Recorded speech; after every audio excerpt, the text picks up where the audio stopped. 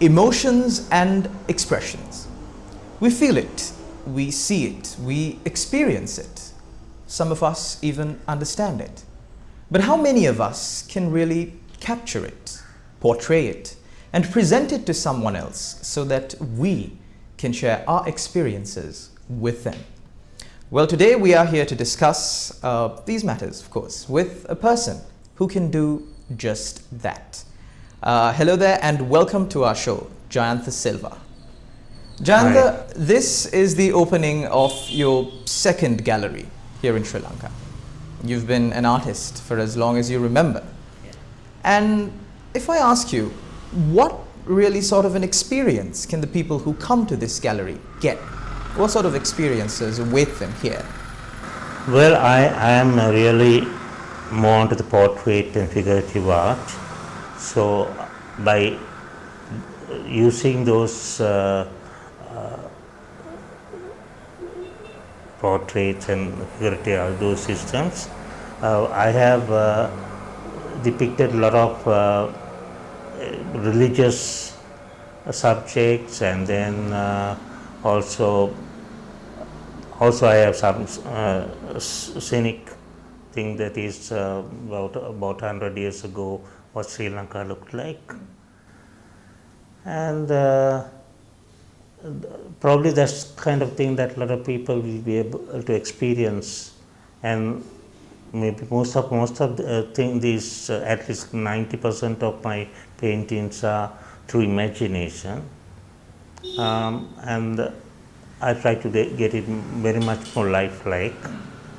So this is probably what a person can experience at my gallery. At my gallery. Well, of course, pictures can't be spoken of. They must be seen, they must be looked at, they must be enjoyed. Let's take a look at some of the paintings that are being displayed here at the Expressions Gallery down Library Road in Maharagama.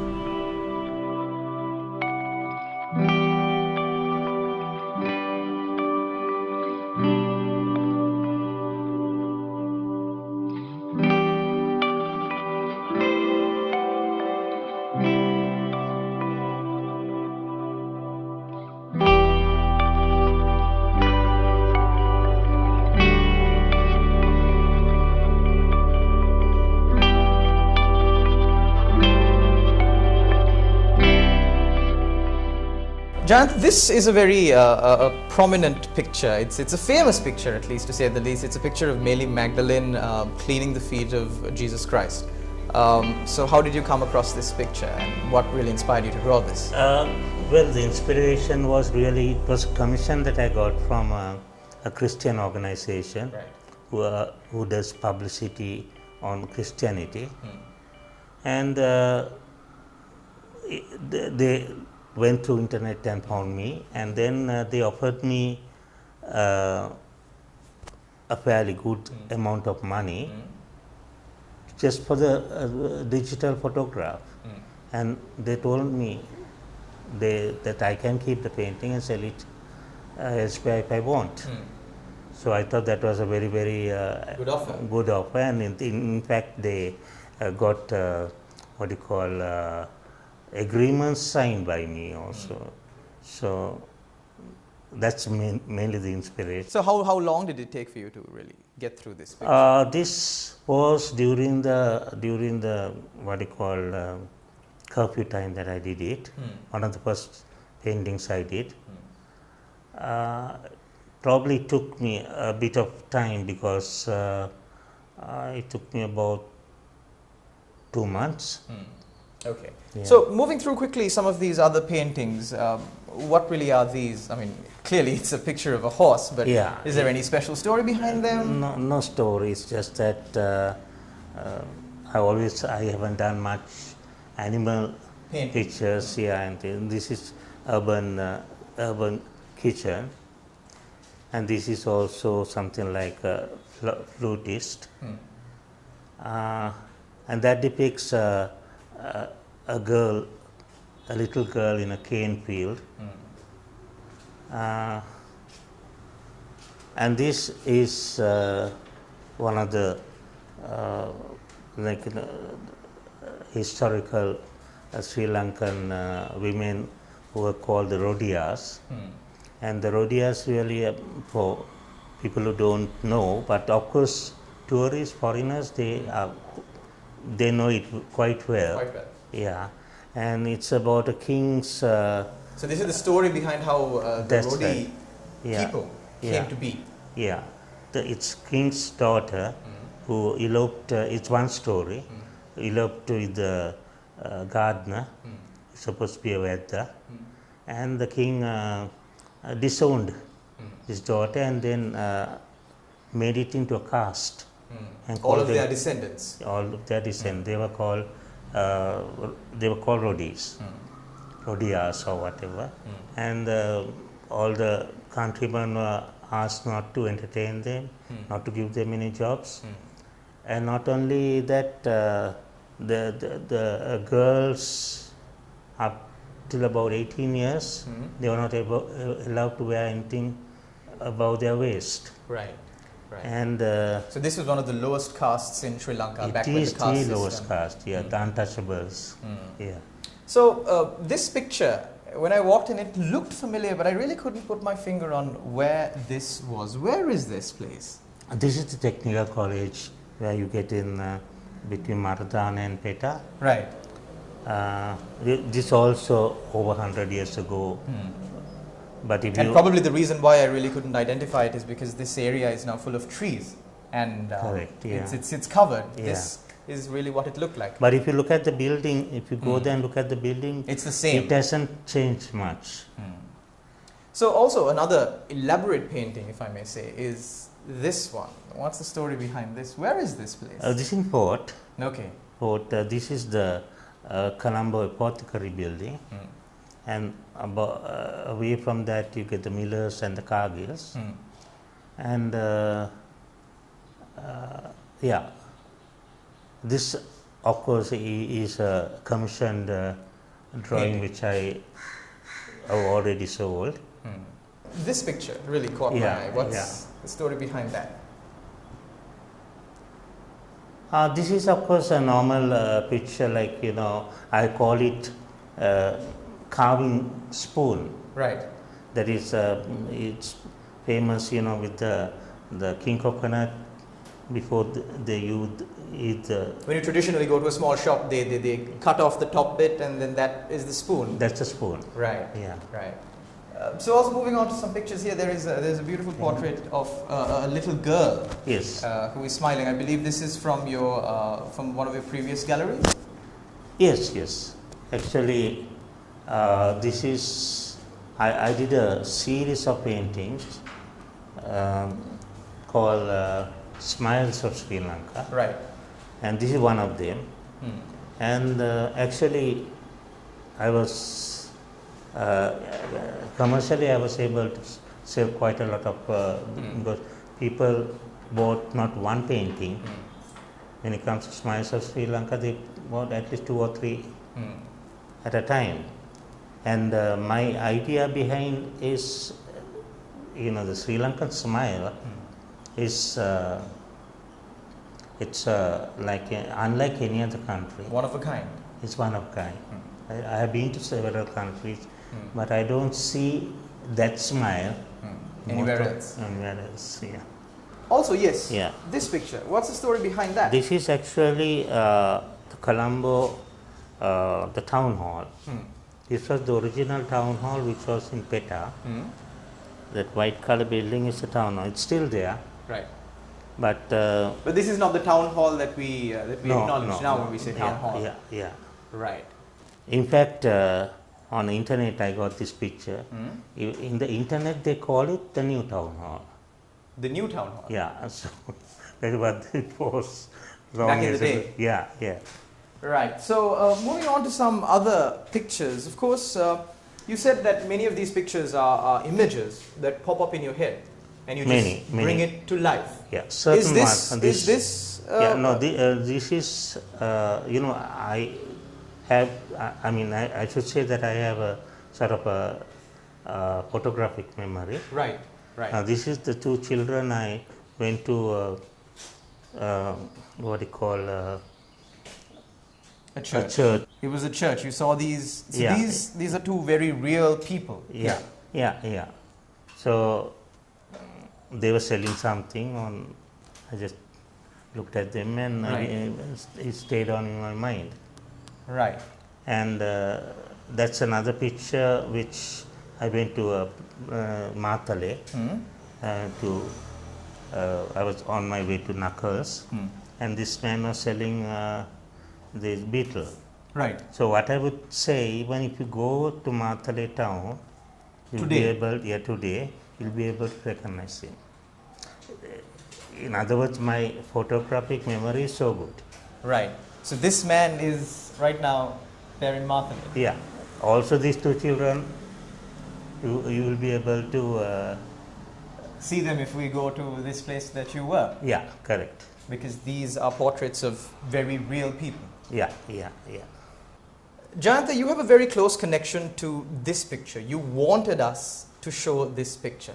Why is this so important? Yeah, this whole thing, the exercise of having a gallery here, it's due to this gentleman, my childhood friend, Pete Wright, Tilak Pushpakumar. He was a child actor, and probably that's why he is also a follower of mine. He loved my paintings. So he told me one day, Jayantha, I want to start a gallery here. So I just kept quiet because this is a place that he can always rent out and earn some money. So he kept on bothering me for about 3-4 months. I just evaded the situation, and finally I did it. Right. Yeah. So he must be. He's staying in London. He's really angry that he can't come here to see it. Most probably once everything is lifted, the next thing he'll be coming here.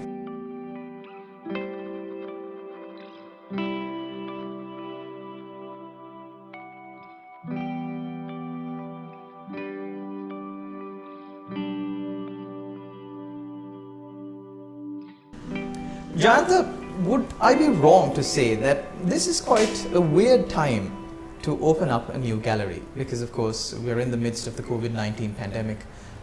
This virus has grappled not only Sri Lanka but the entire world. So why now? Well, I would, for example, I gave up art when the curfew started. For about 3 months I stopped doing my work, and I thought, okay, this is the end of my career as an artist, because my main buyers were tourists and also some local Sri Lankan art buyers. But then I thought, okay, never give up. And I put on Facebook, I put advertisement and things like that, talking about art therapy. And I started explaining and saying that when you are in lockdown, and that art therapy is the best way of to cure depression and anxiety and things like that. And I put that in a letter form and telling everybody.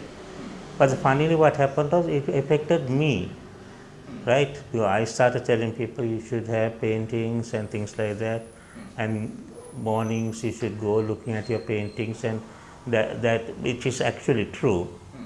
But then I started doing the same thing, looking at my own paintings, and I thought, wow, of course I knew this all along, but it affected me, and then I started drawing some of my... you knew it, but then you started to experience it, to feel it. I really started to experience it. Because even before that I used to get up at about 2, 3 o'clock in the morning and do my paintings, and at about 7, 8 o'clock in the morning, unlike anybody else who might have been tired, I was really fresh. So that was the reason. That is art therapy. I knew that, but I didn't really practice or not that I didn't experience it, but I never thought about it. So I started. You never understood the importance of it until you fell to one of your lowest Exactly, levels. exactly. And then I started my doing some paintings. I just couldn't believe it. It was so, unbelievable. The new paintings I did after that. I couldn't believe that I did it. Like, if you think my paintings are good, these are better. And so then I started, and then my Facebook campaign also went quite far. A lot of people started buying my paintings, and also I got a lot of portraits, mostly from out of Sri Lanka, I got them from Canada, America, and even India and places like that. And I was really well off, because actually I was, when I gave up painting, it was not only the COVID, after the bomb blast 2 years back, things are very bad. And then the COVID came, it became worse. But then actually the COVID has helped me. And I find it much more I get a lot of business by selling my paintings. So do you believe that if people visit this gallery and really look at your art and enjoy it instead of just looking at it, do you think it will help them as well? Definitely, that is also art therapy. Yeah, and that's what everybody, I've always mentioned, like when they come to my gallery and then they see paintings, that they will really get a lot of mental satisfaction and things like that. In fact, there was one gentleman, may rest in peace, Mr. R.I.T. Alice. He used to come to my exhibitions, right? And he was quite old at that time. He used to bring a chair and come, right? And he puts the chair in front of my painting, and he waits for at least about 10 minutes looking at the same painting, and then his driver comes and takes the chair and put it. So it's so beautiful. I mean, it's so encouraging to see people like that. But that is what a lot of people used to, they come, they look at something and for a long time at the paintings, It's a really magical thing that cannot be explained. You must come here and experience it. That's the only way that you can get to know what that person felt at the time. But of course, as I mentioned before, we are living not under normal conditions. This is the new normal. We are in the midst of a pandemic. So how can people really come here and get this experience that you call magical? Well, if anybody wants to come, I'll be putting a small advertisement telling they can come anytime they want, any day they want. All they have to give me 1 day prior notice. Because you can't park so many vehicles. I don't want to get a lot of people coming in that way. And throughout the year, they can come and see the paintings, and on an appointment basis. This is probably what I'm hoping to do now. But I must also mention my school, alma mater, St. Peter's College, they have our anthems saying lend a heart and lend a hand. That's how it starts. That's how it starts. So I'm at the very beginning. There is a childhood friend of mine called Tilak Pushpakumara. He is right now living in London.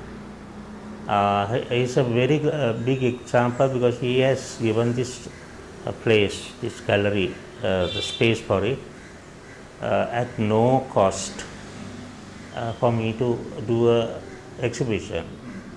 And not only that, he has got me enough work, and I can understand. I always call him a brother of another mother.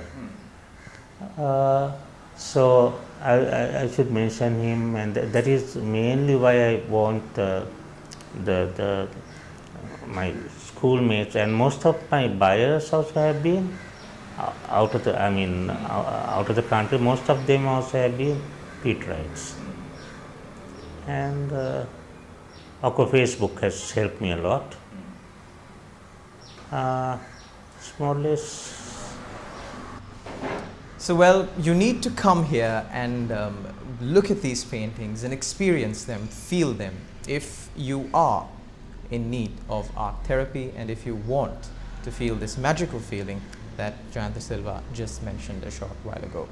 Well, you can, as he mentioned, make an appointment with Jayantha, call him, give him prior notice, and visit this gallery located down Library Road in Maharagama. It is open for the general public, but of course on an appointment basis. So come down here to the Expressions Gallery and experience art therapy.